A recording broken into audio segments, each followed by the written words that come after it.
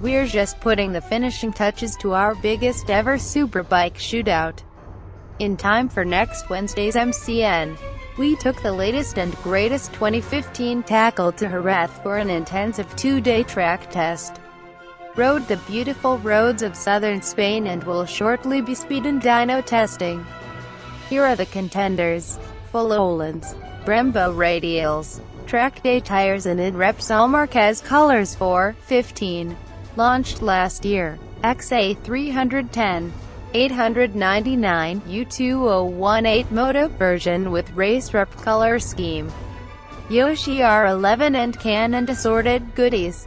Updated in 2012. XA0, XA313. 349 U200 1830th Anniversary Edition with special paint job. Released in 2011, multiple Superbike and Superstock Championship winner. XA0 New 415. Comes XA0 with DDC suspension as standard. Test bike fitted with optional performance package. XA3490. And forged aluminum wheels. XA31250. Has won every MCN Superbike shootout since it came out in 2010. New 415. Bigger engine and refined electronics bring performance even closer to WSB U2026 at a price. The old $1199 Panigale was an angry beast, but this new version promises to be friendlier and easy to ride. XA0 New 415. Based on 2011 YZR M1 motorbike.